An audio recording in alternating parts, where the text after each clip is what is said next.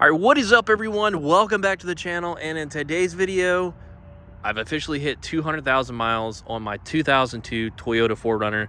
I've only owned this 4Runner for a little over a year now. With that being said, when I first bought this last October, this 4Runner itself was just all stock and factory. I don't even know when the maintenance was really done to this. I know it was kept up, but I couldn't really tell you when certain things were done. So right away when I first bought this, I went ahead and had some things tackled on this.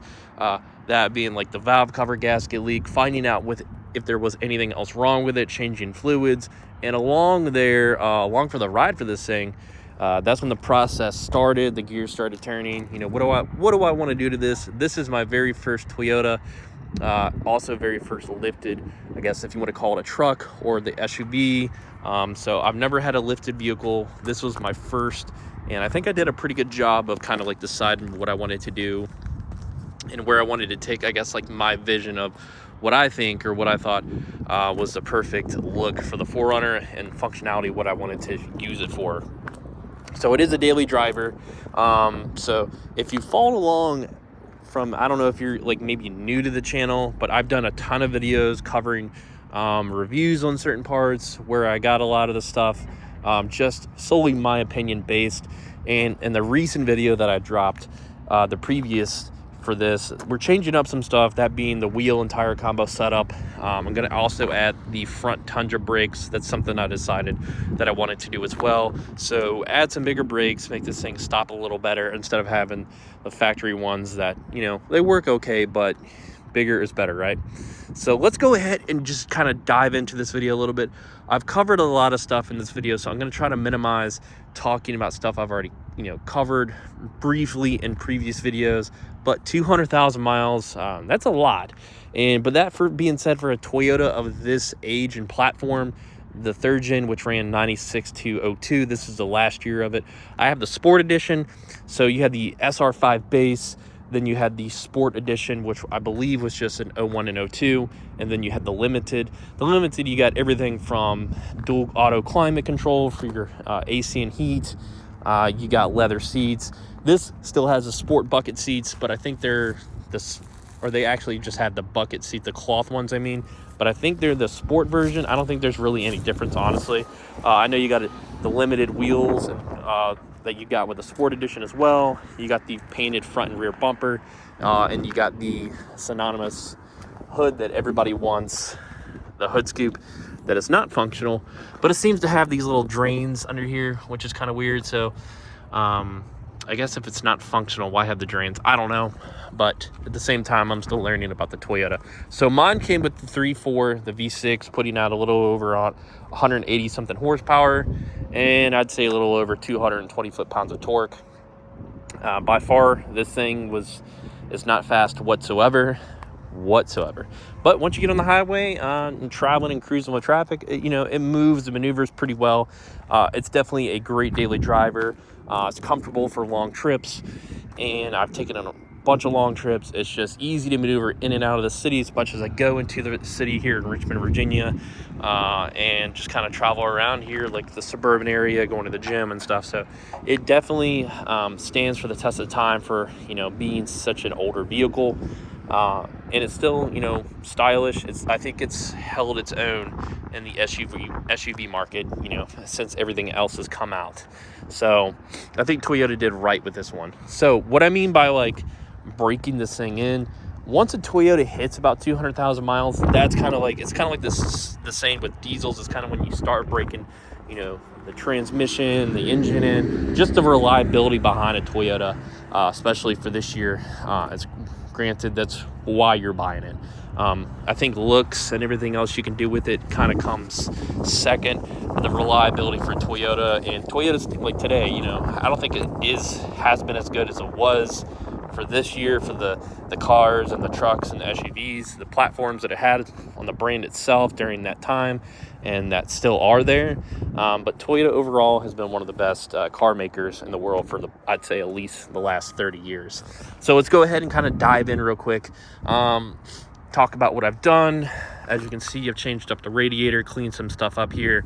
We've added some lights, so we can see for a good overland but daily driver build. Added some looks here with a washer reservoir, replaced some stuff like the hoses, the factory intake box, at least right here, the piping for it, for that hose. Replaced some of the headlights, wheels, tires, lift. As you can see, also added that Wolf box mirror, which is not on right now, but it records. So protect the car as much as I can with the WeatherTechs, and then the rough country seat covers. Coming around to the back side, it does have a lot of, as you can see, some stuff under there from, you know, control arms to with the MagnaFlow catback exhaust. We got a different set of taillights here.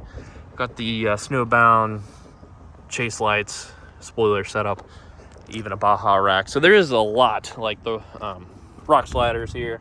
There's a lot that I've done. Got the ditch lights.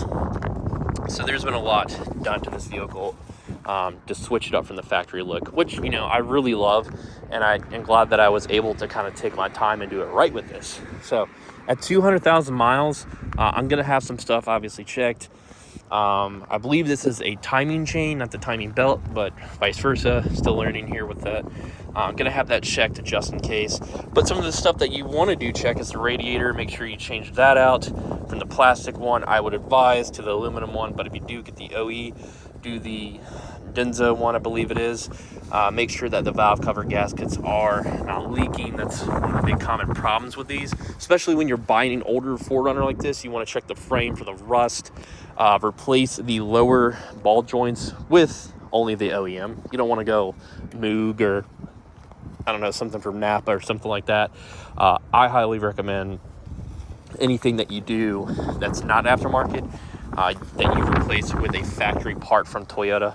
That's the way that a lot of Toyota owners have preached to me about it, and you know, I'm not going to go against what they say, so I'm not going to take their advice and then go do my own thing, and then when that part fails or doesn't last as long, cry about it. So that's something that I've learned in the car game as well. Listen to those wise words from people that have probably spent the money already, so they're spending it for you, so you don't have to spend it twice of your own money, or spend your own money twice. So there's just a lot of maintenance things that you want to also just look into, making sure obviously the oil changes and stuff are always done with this. I'd say like the diff fluid, making sure that's always topped off, change it every so often. I'm not sure the mileage. Say you did just get a 4Runner, I would just go ahead and have everything serviced to make sure that it's, you know, runs for a long time. Make sure that e-brake is always checked just in case. Also the four-wheel drive, you do want to put that into kind of gear here and there a couple times a year probably, just to make sure that it gets engaged, that it's getting used, so it doesn't get stuck. Like the parking brake sometimes will get stuck if it's not used ever. Same thing goes with the transfer case on this four-wheel drive if you have a four-wheel drive one. Just overall, the benefits of owning one of these is, well, it looks this good.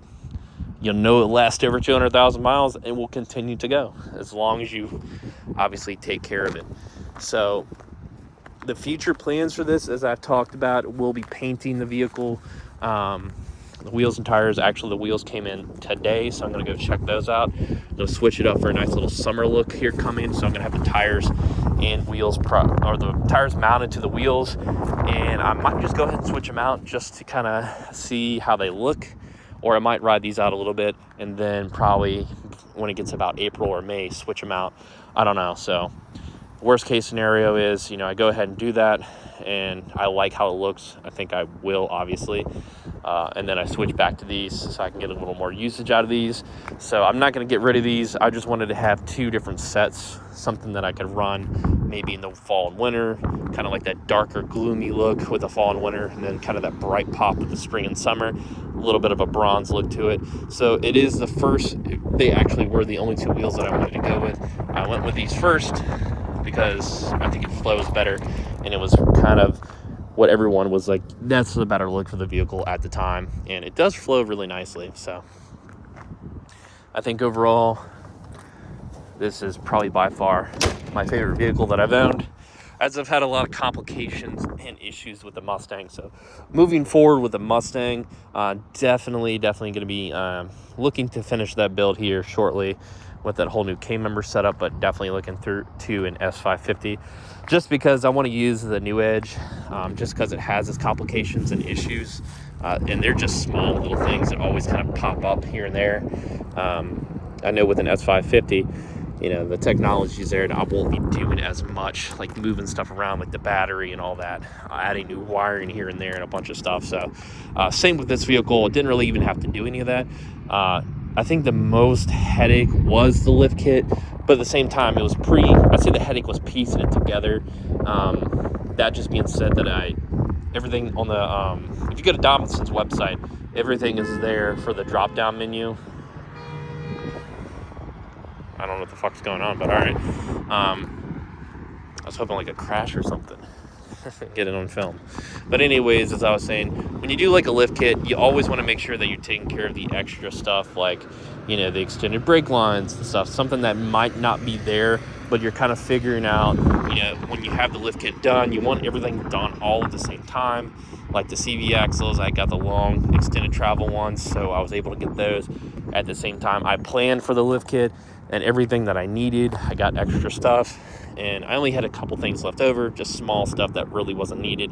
But this recentering the diff was kind of the biggest headache, but I had all the parts there, so I went ahead and just got everything tackled, done at once, and then had to make another stop to get that part welded on because the shop didn't feel comfortable doing it. But they outsourced me to somebody that did actually a lot of the other stuff to the Mustang, so it wasn't like a big problem. So overall, tackling everything on this vehicle, besides that, the parts list, that was the only headache. But my plan is to keep this thing going as long as possible, and hey, if something happens, we'll fix it and keep it driving. So I think for 200,000 miles, it looks clean. The paint's held up pretty well, 7 out of 10 I'd probably give it. The interior is immaculate, so 9 out of 10 for that. Just keeping this thing going, so it's clean. So that's gonna do it for this video, guys. I appreciate you stopping by, and I'll catch y'all later.